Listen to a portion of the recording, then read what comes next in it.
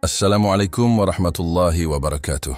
Sahabat yang beriman, pada pembahasan kali ini kita akan membahas mengenai Syiah. Bagaimanakah pengertian Syiah? Kemudian bagaimana asal-usul kemunculan Syiah? Dan apa saja aliran-aliran yang ada di Syiah? Nanti, insya Allah kita akan bahas pembahasan ini selengkapnya mengenai Syiah.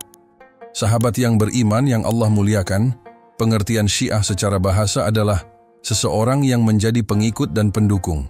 Maksud dari Syiah yang terkenal adalah pengikut Ali, sehingga mereka berakidah bahwa Ali adalah yang paling utama atau paling afdal di antara sahabat Nabi yang lainnya. Kaum Syiah ini sejak awal memang menjadi pengikut Ali, yaitu sesudah peristiwa Perang Jamal dan peperangan lainnya yang menjadikan Syiah sebagai kelompok yang mengikuti Ali. Mereka memperangi bahkan saudaranya sendiri. Nah, golongan yang kedua adalah mereka yang mempercayai bahwa Sayyidina Ali memiliki derajat yang lebih tinggi daripada para sahabat lainnya. Kelompok ini disebut dengan Tafdhiliyah. Sayyidina Ali sendiri memperingatkan mereka dengan keyakinan ini dan akan menghukumi dera bagi para sahabat yang meyakini hal tersebut. Namun, kelompok ini tetap menjadi representasi dari sebagian penganut Syiah. Kemudian teman-teman kelompok ketiga adalah kelompok yang berpendapat bahwa semua sahabat Nabi adalah kafir dan berdosa besar. Mereka disebut dengan Sabaiyah. Mereka adalah para pengikut Abdullah bin Sabah. Dan golongan yang keempat adalah kelompok Gulat. Kelompok Gulat ini merupakan kelompok yang paling sesat dan paling bid'ah di antara 4 kelompok yang saya sebutkan tadi. Mereka berpendapat bahwa Allah telah menjelma pada Nabi Isa, sahabat, dan tokoh-tokoh lainnya. Ini adalah keyakinan yang amat jauh menyimpang. Islam merupakan agama yang rahmatan lil alamin. Islam ini diturunkan untuk menangani dan membimbing manusia menuju jalan yang lurus. Namun demikian, di antara manusia terdapat golongan yang berupaya menebar kerusakan dan konspirasi untuk merusak Islam dengan berbagai macam cara. Mereka berusaha membunuh Nabi dan menebarkan fitnah di tengah umat Islam. Nah, pasca wafatnya Rasulullah Shallallahu Alaihi Wasallam, Islam terus berkembang ke berbagai wilayah Arab, bahkan keluar dari Jazirah Arab. Kekuasaan kaum muslimin semakin luas. Di saat itu pula, berbagai persengkongkolan muncul, terutama dari kaum Yahudi. Ada seorang tokoh Yahudi, dia adalah Abdullah bin Sabah, yaitu tokoh Yahudi yang masuk Islam pada masa Utsman bin Affan. Abdullah bin Sabah ini mendapatkan celah dan kesempatan untuk melaksanakan rencana jahatnya, yaitu memperkeruh suasana kedamaian kaum muslimin. Yahudi ini juga turut menyebarkan fitnah di kalangan umat Islam. Kemudian, teman-teman, pada masa Utsman muncul propaganda dan konspirasi dari kalangan Yahudi yang membisikkan kepada sebagian kaum muslimin bahwa Ali merupakan orang yang sah untuk menduduki jabatan khalifah. Maka muncullah orang-orang yang mengatakan bahwa Ali dan kedua putranya, yaitu Hasan dan Husain, serta keturunan Husain radhiyallahu anhum, adalah orang-orang yang lebih berhak memegang kekhalifahan Islam daripada yang lain. Kekhalifahan adalah hak mereka bertiga. Propaganda ini menemukan tanah yang sangat subur di daerah Madain, yaitu ibu kota Imperium Persia. Terlebih karena Husain telah menikahi putri Kaisar Persia, yaitu Yazdajir, yang singgasananya dihancurkan oleh pasukan Islam yang telah menang. Hal inilah yang barangkali menjadi sebab terpusatnya para imam Syiah, sejak imam keempat pada keturunan Husain dan disingkirkannya keturunan Hasan. Sahabat yang beriman, kali ini kita akan membahas secara lengkap apa itu Syiah. Baik, menurut bahasa, Syiah berasal dari bahasa Arab yang berarti pendukung. Ibnu Abbas menjelaskan bahwa seseorang yang menjadi pengikut dan pendukung suatu kelompok disebut Syiah, baik itu dari kalangan laki-laki maupun perempuan. Kata ini juga digunakan dalam Al-Quran, salah satunya dalam Quran Surat As-Saffat ayat 83. Dan sesungguhnya dari golongannya adalah Ibrahim. Dalam ayat ini disebutkan bahwa Nabi Ibrahim termasuk dari golongan Syiah, yaitu Syiah Nuh. Syiah Ali adalah pendukung dan pembela Ali, sementara Syiah Muawiyah adalah pendukung Muawiyah. Nah, dikisahkan bahwa pada zaman Abu Bakar, Umar, dan Utsman, kata Syiah ini belum dikenal. pada saat pemilihan khalifah ketiga setelah terbunuhnya Umar, ada yang mendukung Ali. Namun setelah umat Islam memutuskan untuk memilih Utsman bin Affan, maka orang-orang yang tadinya mendukung Ali akhirnya berbaiat kepada Utsman, termasuk Sayyidina Ali sendiri. Dengan begitu, belum terbentuk secara faktual kelompok umat Islam yang bernama Syiah. Ketika timbul pertikaian dan peperangan antara Ali dan Muawiyah, barulah kata Syiah ini muncul sebagai nama kelompok umat Islam. Tetapi, bukan hanya pendukung Ali yang disebut Syiah, namun pendukung Muawiyah pun disebut dengan Syiah. Terdapat istilah Syiah Ali dan Syiah Muawiyah. Nama ini bahkan didapatkan dalam naskah perjanjian Tahkim. Di situ diterangkan bahwa apabila yang ditentukan dalam pelaksanaan Tahkim itu berhalangan, maka akan diisi dengan orang yang Syiah dari masing-masing dua kelompok. Namun pada waktu itu, baik Syiah Ali maupun Syiah Muawiyah, semuanya masih beraliran Ahlus Sunnah, karena Syiah pada waktu itu hanya berarti pendukung dan pembela. Akidah dan pahamnya kedua belah pihak sama karena bersumber dari Al-Quran dan Sunnah Rasul, sehingga Ali pun memberikan penjelasan bahwa peperangan antara pengikutnya dan pengikut Muawiyah adalah semata-mata berdasarkan ijtihad dan klaim kebenaran antara kedua kelompok yang bertikai tersebut. Kemudian setelah mengalami perkembangan, Syiah kemudian menjadi mazhab politik yang pertama lahir dalam Islam setelah terjadinya peristiwa Tahkim tersebut. Setiap kali Ali berhubungan dengan masyarakat, mereka semakin mengagumi bakat-bakat, kekuatan beragama, dan ilmunya Sayyidina Ali. Oleh sebab itu, para propagandis Syiah mengeksploitasi kekaguman mereka terhadap Ali untuk menyebarluaskan pemikiran-pemikiran mereka tentangnya. Maka ketika keturunan Ali yang sekaligus merupakan keturunan Rasulullah Shallallahu Alaihi Wasallam mendapatkan perlakuan yang tidak adil dan perlakuan zalim serta banyak penyiksaan pada masa Bani Umayyah terhadap keturunan Ali, semakin mendalam pula pandangan mereka bahwa Ahlul Bait adalah yang paling layak memimpin umat. Maka mazhab Syiah ini dan para pendukungnya pun semakin banyak. Pada umumnya nama Syiah kemudian dipergunakan bagi setiap dan semua orang yang menjadikan Ali dan keluarganya sebagai pemimpin secara terus-menerus. Sehingga Syiah itu akhirnya khusus menjadi nama bagi mereka saja. Kemudian, lebih lanjut lagi, Abu Zahrah menjelaskan bahwa maksud Syiah kemudian menyempit kepada pengikut Ali, sehingga mereka berkeyakinan bahwa Ali adalah khalifah pilihan Nabi Muhammad Shallallahu Alaihi Wasallam, dan beliau adalah orang yang paling utama atau paling afdal di antara para sahabat Nabi lainnya. Tampaknya di antara para sahabat sendiri ada beberapa orang yang sependapat dengan Syiah tentang keutamaan Ali atas sahabat Nabi yang lain. Di antara sahabat yang mengutamakan Ali atas sahabat lainnya adalah Ammar bin Yasir, Al-Miqdad bin Al-Aswad, Abu Dzar Al-Ghifari, Salman Al-Farisi, Ibnu Abdullah, Ubay bin Ka'ab, Hudzaifah, Buraidah, Abu Ayyub Al-Anshari, Ibnu Hanif, Utsman bin Hanif, Abu Ha'am bin Atayhan, Abu Thufail, Ammar bin Wailah, Al-Abbas bin Abdullah Muttalib dan anak-anaknya, serta seluruh Bani Hashim. Sahabat Lauhul Mahfudz yang Allah muliakan, sekarang kita bahas tentang asal-usul kemunculan Syiah ini. Menilik dari sejarah, Syiah ini merujuk kepada pengikut Ali yang pertama kali muncul pada masa awal Islam, yaitu pada masa-masa pasca wafatnya Rasulullah Shallallahu Alaihi Wasallam. Permulaan Syiah berasal dari perselisihan mereka terkait siapa yang paling layak menjadi pemimpin setelah Rasulullah Shallallahu Alaihi Wasallam wafat. Sebab Rasulullah Shallallahu Alaihi Wasallam sebelum wafat tidak menentukan secara eksplisit siapa yang akan menggantikan beliau sebagai pemimpin umat dan negara. Sementara kaum muslimin sesudah wafatnya Rasul merasa perlu mempunyai khalifah yang dapat mengikat umat Islam dalam satu ikatan kesatuan. Maka sebelum dikebumikan, kaum Ansyar berkumpul di Saqifah Bani Saidah. Mereka berpendapat bahwa kaum Ansyar lah yang paling layak menjadi pengganti Rasul, lalu menyodorkan Sa'ad bin Ubadah sebagai pemimpin. Di waktu yang sama, Umar mengajak Abu Bakar dan Abu Ubaidah bin Jarrah. Ketiganya berangkat ke pertemuan kaum Ansyar. Di hadapan kaum Ansyar itu, Abu Bakar berpidato tentang keistimewaan kaum Ansyar dan kaum Muhajirin. Di antaranya, bangsa Arab tidak akan tunduk kecuali kepada kaum Muhajirin. Bahkan Allah dalam Al-Quran mendahulukan kaum Muhajirin daripada kaum Ansyar. Sesudah perdebatan, persoalan pemimpin itu kemudian secara aklamasi kedua belah pihak memilih Abu Bakar menjadi pemimpin mereka.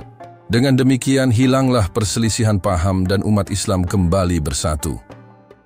Permasalahan kemudian itu muncul ketika saat itu Ali tidak turut hadir dalam sidang tersebut. Setelah mendengar pembaiatan Abu Bakar, nampak ketidakpuasan dari Ali bin Abi Thalib. Belakangan orang-orang yang menjadi pengikut Ali menganggap Abu Bakar dan Umar menelikung keputusan, dan sebagian dari mereka berpendapat bahwa yang berhak memegang kekhalifahan adalah keluarga Nabi, dan Ali lah yang paling pantas karena menantu Rasulullah Shallallahu Alaihi Wasallam, orang yang paling besar jihadnya, yang paling banyak ilmunya, dan keluarganya adalah keluarga yang paling utama di antara bangsa Arab. Namun demikian akhirnya Ali pun ikut membayat Abu Bakar sesudah beberapa waktu berlalu.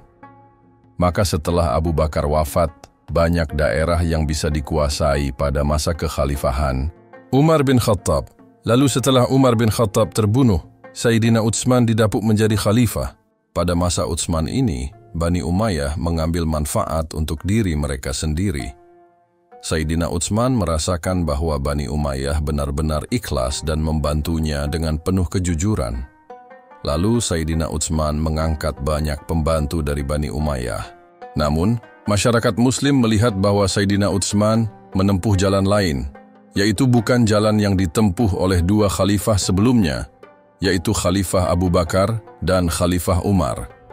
Maka muncullah ketidakpuasan atas kepemimpinan Sayyidina Utsman, sehingga beliau akhirnya terbunuh. Sayyidina Ali kemudian dibayat oleh sebagian besar kaum muslimin, termasuk mayoritas kaum muhajirin. Namun beberapa sahabat Nabi yang enggan membayat Ali adalah Zubair dan Thalha. Dengan persetujuan Aisyah, keduanya menentang Ali dan terjadilah perang Jamal antara pasukan Ali dan pasukan Aisyah, Zubair, serta Thalha. Zubair dan Thalha gugur dalam pertempuran tersebut. Di sisi lain, Muawiyah dari keluarga Bani Umayyah yang menjadi gubernur Syam menekan Sayyidina Ali untuk mengusut secara tuntas dan menghukum orang yang membunuh Sayyidina Utsman. Maka atas ketidakpuasan Bani Umayyah ini, Muawiyah memberontak kepada Khalifah Ali. Lalu terjadilah pertempuran di lembah Siffin. Setelah agak terdesak dan hampir-hampir pasukan Ali memenangkan pertempuran, Muawiyah menyuruh salah satu tentaranya untuk mengangkat mushaf di atas tombak. Hal itu menyebabkan sebagian pasukan Ali menghentikan serangan dan mendorong tercapainya perdamaian antara dua belah pihak. Namun, muncullah faksi-faksi di tubuh umat Islam menjadi tiga kelompok. Yang pertama adalah kelompok Syiah, yaitu golongan yang memihak kepada Ali dan kerabatnya, serta berpendapat bahwa Ali dan keturunannya lah yang berhak menjadi khalifah. Kemudian yang kedua adalah kelompok Khawarij, yaitu golongan yang menentang Ali dan Muawiyah. Mereka berpendapat bahwa tahkim ataupun perdamaian itu menyelisihi prinsip agama. Dan yang ketiga adalah kelompok Murji'ah, yaitu kelompok yang tidak menggabungkan diri kepada salah satu pihak dan menyerahkan hukum pertengkaran itu kepada Allah semata. Kelompok Syiah ini mula-mula merupakan orang-orang yang mengagumi Sayyidina Ali sebagai pribadi dan karena kedudukan istimewanya di sisi Rasulullah Shallallahu Alaihi Wasallam, sehingga Sayyidina Ali mempunyai pengaruh yang besar bagi umat Islam saat itu. Muncullah rasa cinta sebagian kaum muslimin kepadanya. Sebagian sahabat sangat menganggap bahwa Ali merupakan sosok paling utama di antara para sahabat dan dialah yang paling berhak atas kedudukan khalifah daripada yang lainnya. Namun kecintaan itu bergeser menjadi fanatisme yang besar pada 2 abad selanjutnya, sehingga terjadi perbedaan yang besar dan esensial antara pandangan kelompok sahabat terhadap Sayyidina Ali dengan prinsip-prinsip yang dianut oleh kaum Syiah 2 abad kemudian. Sebagai contoh, kelompok sahabat pencinta Ali tersebut tidak mungkin dinamai Syiah dalam pengertian istilah yang dikenal sekarang. meskipun mereka mencintai Ali melebihi kecintaan kepada sahabat lainnya, termasuk para khalifah sebelum Ali, mereka juga membaiat para khalifah yang telah disepakati oleh para sahabat waktu itu. Berdasarkan penjelasan tadi, maka merupakan kekeliruan besar bagi kaum Syiah yang fanatik untuk menganggap bahwa sahabat-sahabat yang sangat mencintai Ali merupakan pengikut Syiah sebagaimana pengikut-pengikut Syiah yang sekarang ini dengan doktrin yang menghukumi kafir kepada para sahabat lainnya seperti Abu Bakar, Umar, Aisyah, Thalhah, Zubair, dan lainnya. Sementara itu, para penganut Syiah sekarang telah terjadi selisih pendapat terkait dengan masalah-masalah mazhab dan akidah. Mereka telah terpecah belah menjadi beberapa kelompok. Sebagian dari mereka bersikap ekstrim sehingga bisa dikatakan bahwa doktrin mereka telah keluar dari ajaran Islam. Sedangkan sebagian pengikut Syiah lainnya bersikap moderat sehingga hampir-hampir menyerupai kaum Ahlu Sunnah wal Jamaah. Sahabat, Lauhul Mahfudz yang Allah muliakan, lalu apa saja aliran-aliran Syiah itu? Dalam sekte Syiah terdapat beberapa kelompok. Ada yang ekstrim atau gulat, ada yang moderat, dan ada juga yang liberal. Di antara kelompok yang ekstrim ini, ada yang menempatkan Sayyidina Ali pada derajat kenabian. Bahkan, ada yang sampai mengangkat Sayyidina Ali pada derajat ketuhanan. Kaum Syiah ini sejak menjadi pengikut Ali, yaitu sesudah peristiwa Perang Jamal atau Siffin, pasukan Ali kemudian terpecah menjadi 4 golongan. Kelompok pertama adalah Syiah yang mengikuti Sayyidina Ali. Mereka ini tidak mengecam para sahabat. Dalam diri mereka terdapat rasa cinta dan memuliakan para sahabat Nabi Shallallahu Alaihi Wasallam. Mereka sadar betul bahwa yang mereka perangi adalah saudara sendiri. Oleh sebab itu, mereka segera berhenti memerangi mereka. Bahkan ketika terjadi tahkim, mereka menerima keputusan-keputusan yang dibuat oleh kelompok lainnya. Kelompok yang kedua adalah mereka yang mempercayai bahwa Sayyidina Ali memiliki derajat yang lebih tinggi daripada para sahabat lainnya. Kelompok ini disebut Tafdiliyah. Sayyidina Ali memperingatkan mereka dengan keyakinan ini dan akan menghukumi mereka yang masih berkeyakinan demikian. Kelompok Syiah yang sekarang mempresentasikan kelompok ini. Lalu ada kelompok ketiga, yaitu orang-orang yang berpendapat bahwa semua sahabat Nabi adalah kafir dan berdosa besar. Mereka disebut sebagai pengikut Abdullah bin Sabah. Kemudian ada kelompok keempat, yaitu kelompok Ghulat. Mereka ini adalah kelompok yang paling sesat dan paling bid'ah di antara 4 kelompok yang terbagi tadi. Mereka berpendapat bahwa Allah telah masuk pada diri Nabi Isa alaihissalam. Sementara itu, Abu Zahrah menjelaskan bahwa kelompok ekstrem ini, karena keekstremannya, telah keluar dari Islam. Sementara kelompok Syiah yang dewasa ini menolak untuk memasukkan mereka ke dalam golongan mazhabnya. Di antara aliran-aliran Syiah, terdapat beberapa kelompok. Penjelasan lengkapnya adalah sebagai berikut. Yang pertama adalah aliran Saba'iyah. Aliran Sabah adalah pengikut Abdullah bin Sabah, yaitu seorang Yahudi dari suku Al-Hirah yang masuk Islam.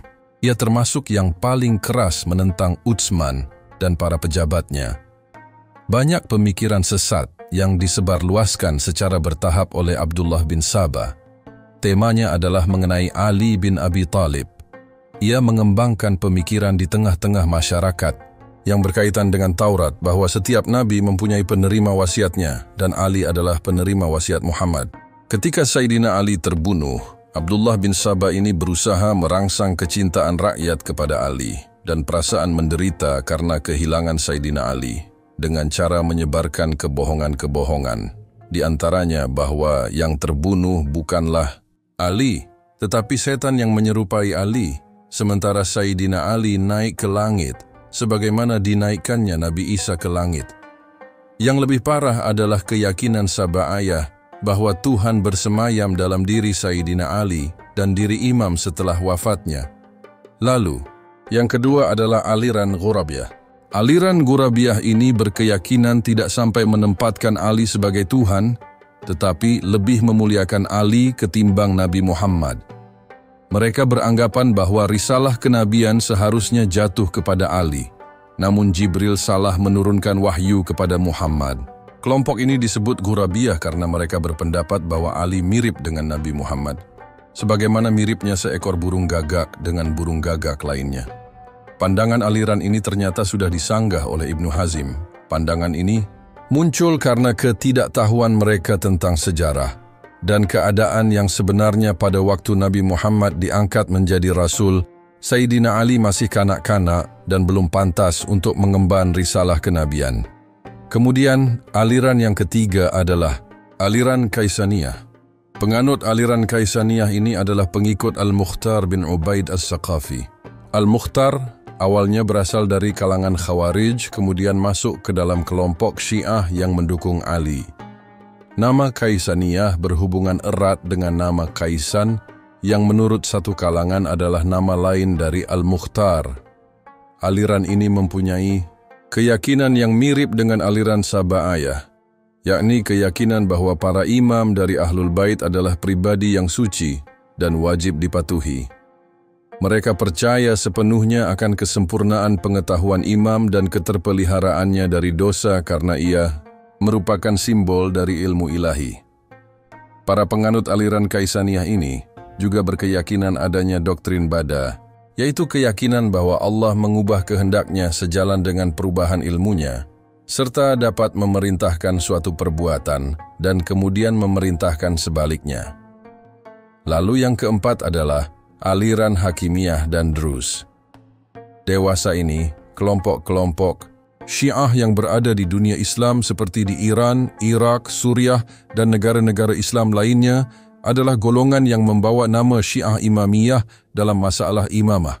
Kelompok Syiah Imamiyah sepakat bahwa Ali adalah penerima wasiat Nabi Muhammad melalui Nas.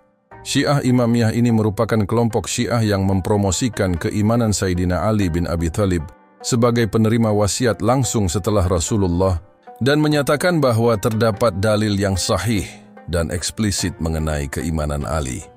Kelompok ini bersepakat tentang keimanan kepada Sayyidina Ali radhiyallahu anhu dan diteruskan kepada kedua putranya, yaitu Hasan dan Hussein, lalu kepada putra Hussein, yaitu Zainal Abidin, terus kepada anaknya, yaitu Muhammad Al-Baqir. Kemudian dilanjutkan oleh anaknya, yaitu Ja'far Al-Sadiq. Setelah Imam Ja'far ini, mereka berselisih pendapat mengenai siapa yang berhak menjadi imam setelah itu, dan mereka membagi keimanan itu dari kalangan mereka sendiri.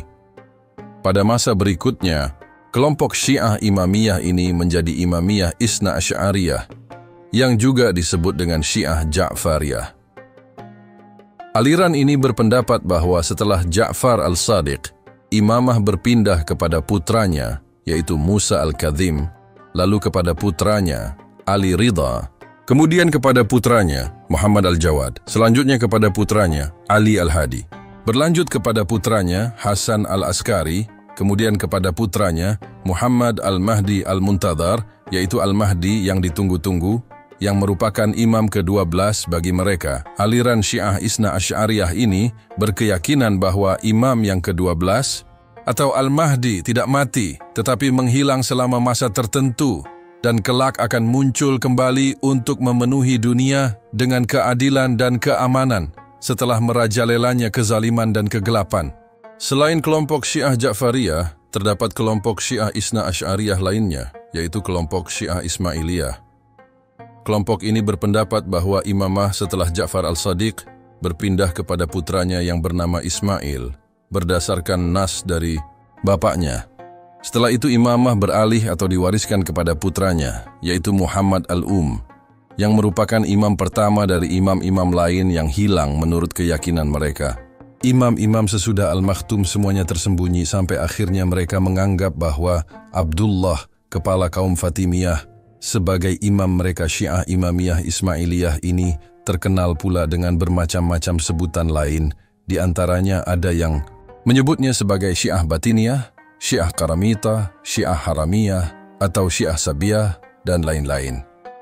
Pada masa kini, penganut mazhab Syiah Imamiyah secara umum menempati daerah-daerah seperti Irak, Iran, Suriah, Lebanon, dan beberapa negara lainnya, hampir setengah penganutnya berada di Iran dan Irak. Mereka hidup menjalankan agama Islam bermazhab Syiah sesuai aturan yang mereka tetapkan, baik dalam bidang akidah, aturan-aturan perdata, hukum waris, wasiat, zakat, dan seluruh bidang ibadah.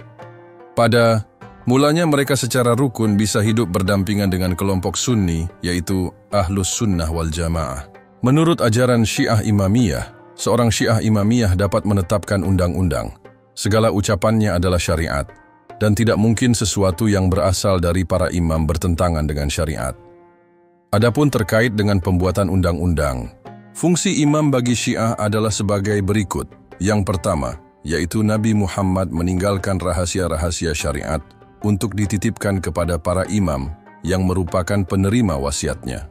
Nabi tidak menerangkan seluruh hukum, namun hanya menjelaskan sebahagiannya saja yang sesuai dengan zamannya, sementara sebagian lagi ditinggalkan agar para penerima wasiat yang akan menjelaskan kepada kaum muslimin sesuai dengan zaman setelah Nabi wafat. Yang kedua, mereka mempunyai doktrin bahwa ucapan dan perbuatan imam itu merupakan syariat Islam, sebab imam bertugas sebagai penyempurna risalah kenabian, maka ucapannya dalam bidang agama merupakan syariat.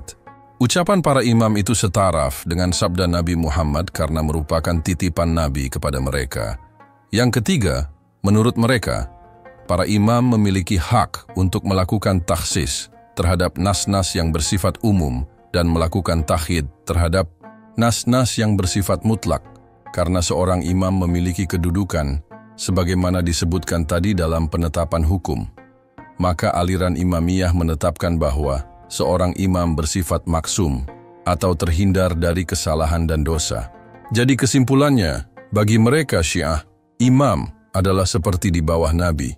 Apa yang dikatakan ataupun yang diperbuat oleh imam mereka akan menjadi syariat. Yang lebih penting lagi, yang harus kita ketahui adalah bahwa imam-imam Syiah itu, bagi mereka menganggap bahwa imamnya itu maksum, tidak berdosa sama sekali, atau terhindar dari kesalahan dan dosa. Begitulah kira-kira sahabat Lauhul Mahfudz yang Allah muliakan. Ada yang namanya Syiah Zaidiyah. Apa itu Syiah Zaidiyah? Secara genealogis, Zaidiyah adalah salah satu sekte Syiah yang dinisbatkan kepada Imam Zaid bin Ali bin Husain bin Ali bin Abu Thalib. Ia menyatakan perang terhadap Khalifah Hisham bin Abdul Malik dan akhirnya disalib. Di Kufah, di masa hidupnya, Zaid berkecimpung dalam dunia ilmu pengetahuan dan memiliki hubungan baik dengan para ulama di zamannya. Di antara ulama yang berhubungan dan menjadi gurunya adalah Wasil bin Atta dan Abu Hanifah. Jika dibandingkan dengan kelompok Syiah lainnya, kelompok Syiah Zaidiyah ini lebih moderat dan lebih dekat dengan paham Ahlus Sunnah wal Jamaah. Sebab mereka tidak mengangkat para imam kepada derajat kenabian, bahkan tidak sampai mendekati itu. Namun menurut mereka para imam merupakan manusia paling utama setelah Nabi. Mereka juga tidak mengkafirkan para sahabat, khususnya mereka yang telah dibayat oleh Ali radhiyallahu anhu. Mereka juga mengakui kepemimpinan mereka. Zaidiyah berpendapat bahwa Sayyidina Ali merupakan orang yang paling pantas menjadi imam sepeninggal Rasulullah, karena dia adalah orang yang paling dekat dan mirip dengan sifat-sifat yang pernah disebutkan oleh Rasulullah sebelumnya. Untuk imam sesudah Ali, itu haruslah dari keturunan Fatimah, karena itulah sifat-sifat terbaik seorang imam. Namun, jika sifat-sifat itu tidak dapat dipenuhi, maka boleh orang lain diangkat menjadi imam. Imam bentuk kedua ini disebut dengan istilah al-mafdul. Berdasarkan pendapat ini, Syiah Zaidiyah bisa menerima Abu Bakar, Umar, dan Utsman. Di sisi lain, Imam Zaid dalam pandangan hukum tidak jauh berbeda dengan imam Ahlus Sunnah lainnya. Kalaupun ada perbedaan, tidaklah banyak. Misalnya, dalam metode istinbad juga tidak jauh berbeda dengan metode-metode para ulama semasanya, seperti Abu Hanifah, Ibnu Abu Layla, Utsman al-Bitti, Az-Zuhri, dan lainnya, baik ulama Madinah maupun ulama yang ada di Irak. Menurut mazhab Zaidiyah, peranan akal dalam masalah akidah sama dengan golongan Mu'tazilah yang menggunakan akal sebagai kekuatan yang besar untuk memahami wahyu dan syariat. Syiah Zaidiyah mempunyai doktrin tentang bolehnya membayat dua imam dalam dua daerah kekuasaan Yang berbeda selama mereka memiliki sifat-sifat yang sah menjadi imam dan selama keduanya dipilih secara bebas oleh ahl. Maka dari uraian tadi, dapat dipahami bahwa mereka tidak membenarkan adanya dua imam dalam satu daerah kekuasaan, karena hal itu akan mengakibatkan rakyat membayat dua orang imam sekaligus, sementara perbuatan itu dilarang oleh hadis yang sahih. Dalam doktrin akidah, aliran Zaidiyah ini percaya bahwa orang yang melakukan dosa besar akan kekal dalam neraka selama mereka belum bertobat dengan tobat yang sebenarnya. Dalam hal ini, mereka mengikuti faham Mu'tazilah.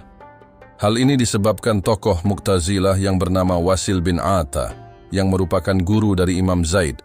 Namun, hubungan ini pula lah yang membuat sebagian penganut Syiah marah terhadap Zaid, karena Wasil itu ragu-ragu ketika menentukan posisi Ali dalam Perang Jamal melawan pendukung Muawiyah dari Syam, sebab Wasil tidak sepenuhnya yakin bahwa Ali dalam posisi yang benar.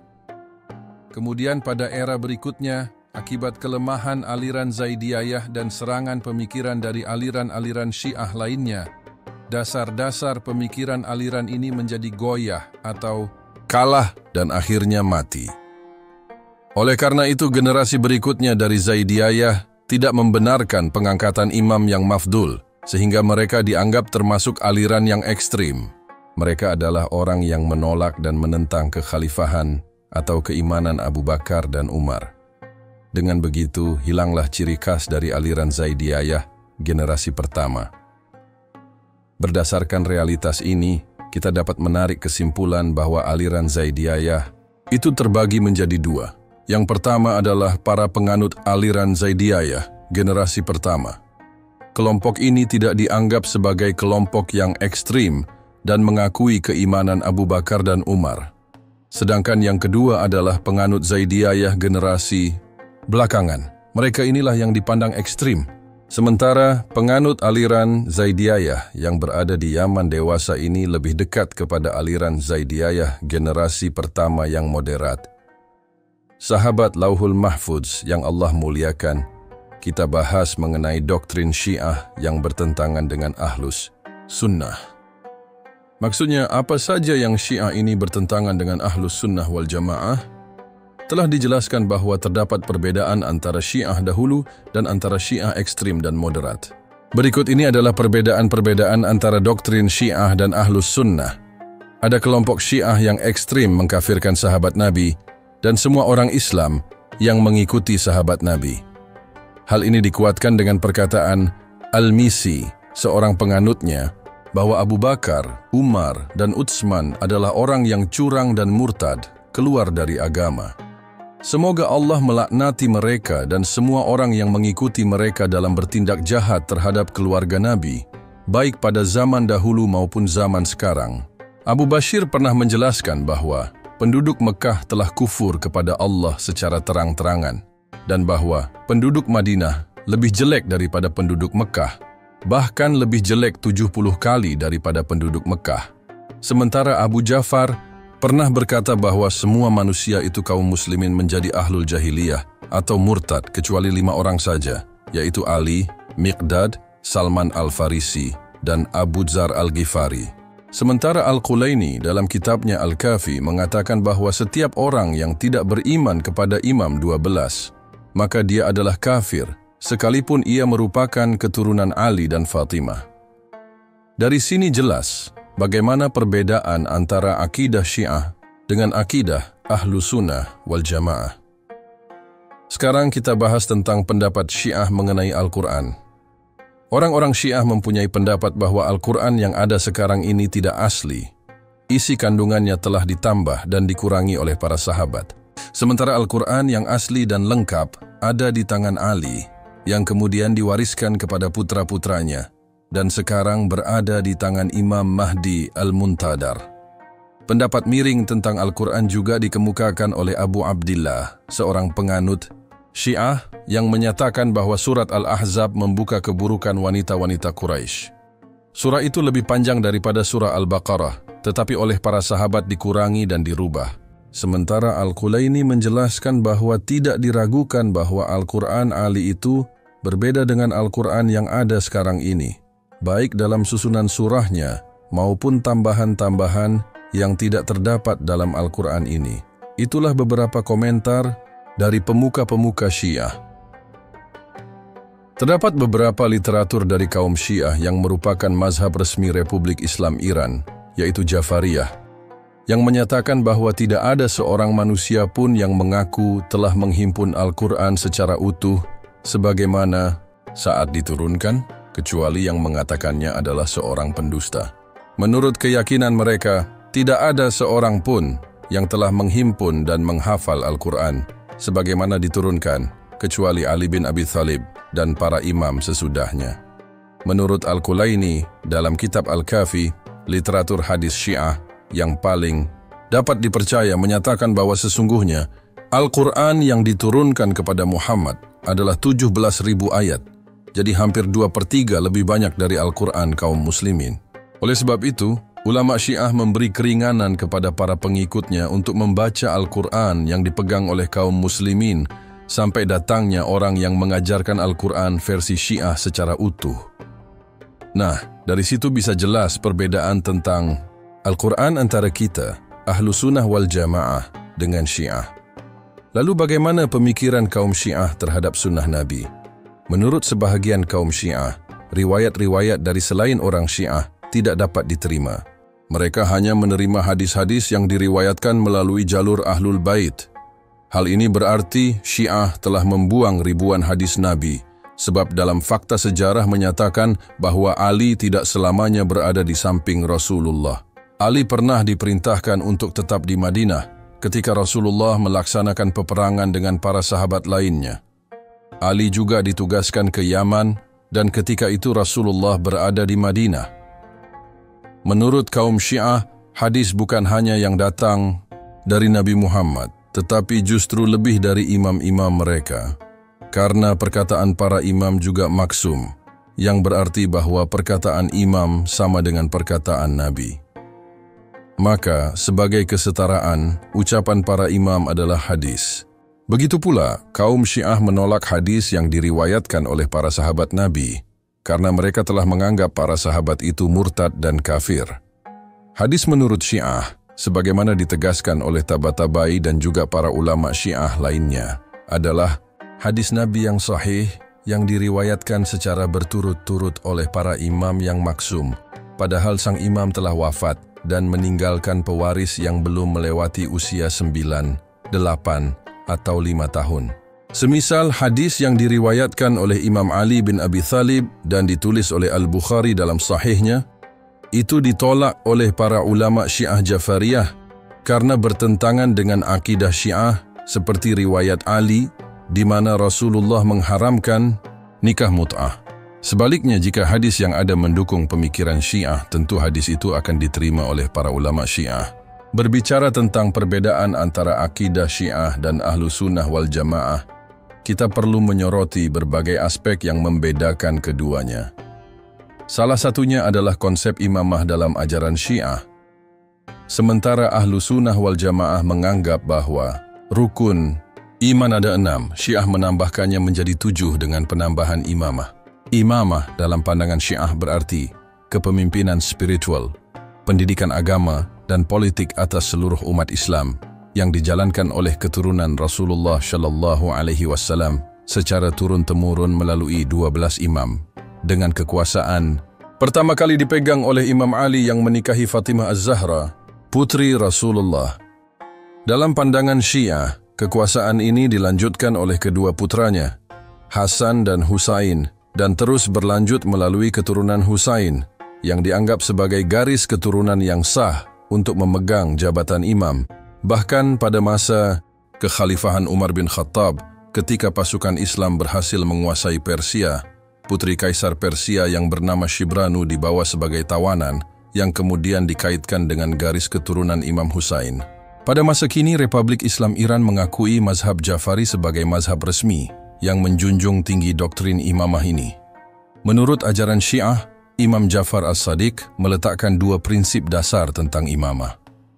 Prinsip pertama adalah nas, yang berarti bahwa imamah adalah prerogatif yang dilimpahkan langsung oleh Allah kepada keluarga Rasulullah.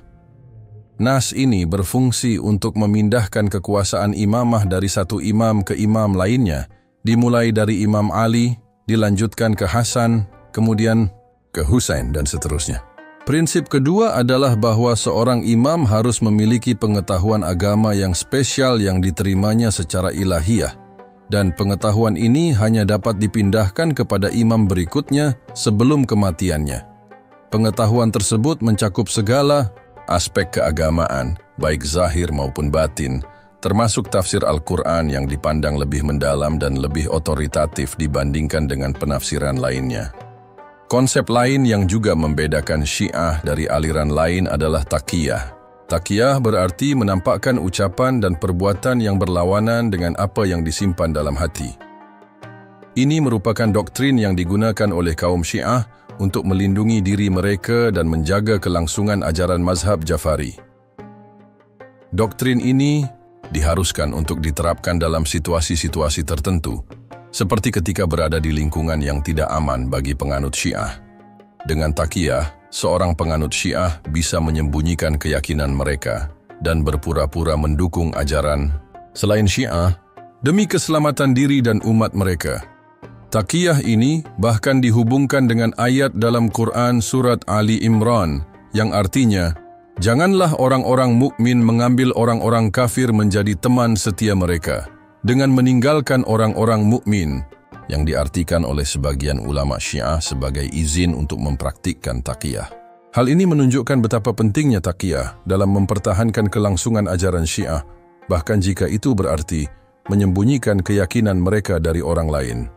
Sedangkan mengenai kedudukan Al-Quran dalam ajaran Syiah, terdapat pandangan yang sangat berbeda dibandingkan dengan Ahlu Sunnah wal Jamaah. Dalam pandangan Syiah, Al-Quran yang ada sekarang dianggap tidak utuh, telah mengalami perubahan dan pengurangan sejak masa para sahabat.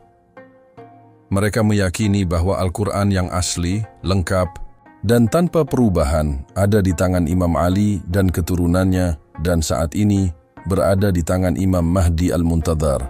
Oleh karena itu, ulama Syiah memberikan kelonggaran kepada pengikutnya untuk membaca Al-Quran versi Ahlu Sunnah wal Jamaah, hingga datangnya Imam Mahdi yang akan mengajarkan Al-Quran versi Syiah yang sebenarnya. Sebagian besar literatur Syiah, seperti yang dijelaskan oleh Al-Kulaini dalam kitabnya Al-Kafi, menyatakan bahwa Al-Quran yang diturunkan kepada Rasulullah Shallallahu Alaihi Wasallam terdiri dari 17.000 ayat, yang jauh lebih banyak dibandingkan dengan jumlah ayat yang ada dalam Al-Quran versi Ahlu Sunnah wal Jamaah. Bagi mereka, hanya imam yang dapat memahami dan mengajarkan tafsir Al-Quran yang benar, karena pengetahuan ini diperoleh langsung dari Allah dan diteruskan melalui garis keturunan Ahlul Bait. Penting untuk memahami juga bahwa dalam mazhab Syiah, hadis yang sahih adalah yang diriwayatkan oleh imam yang maksum, yaitu yang tidak pernah berbuat dosa. Oleh karena itu, hadis yang diriwayatkan oleh sahabat-sahabat Nabi, meskipun sahih menurut Ahlu Sunnah wal Jamaah, seringkali ditolak oleh Syiah, karena mereka menganggap para sahabat telah murtad setelah meninggalkan Imam Ali. Hadis-hadis yang diterima oleh Syiah biasanya berasal dari jalur Ahlul Bait, yang menurut mereka merupakan satu-satunya jalur yang sah.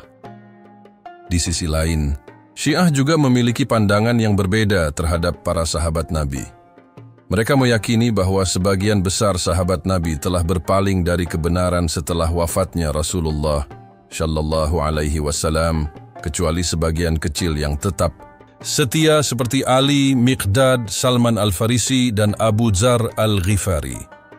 Sementara itu, ada juga golongan yang lebih ekstrim yang menganggap seluruh sahabat sebagai kafir, yang dikenal dengan nama Sabayyah, yang mengikuti ajaran Abdullah bin Sabah.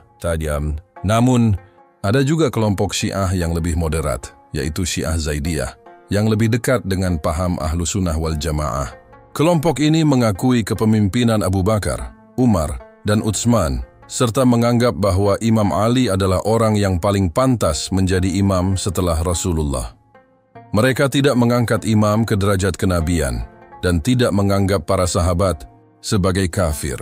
Dengan demikian, meskipun ada banyak perbedaan antara Syiah dan Ahlu Sunnah wal Jamaah, setiap golongan dalam Syiah memiliki pandangan dan keyakinan yang berbeda mengenai kedudukan sahabat imam, Al-Quran, dan hadis. Pembahasan ini hanya sebagian dari banyak perbedaan mendasar yang ada antara kedua mazhab tersebut.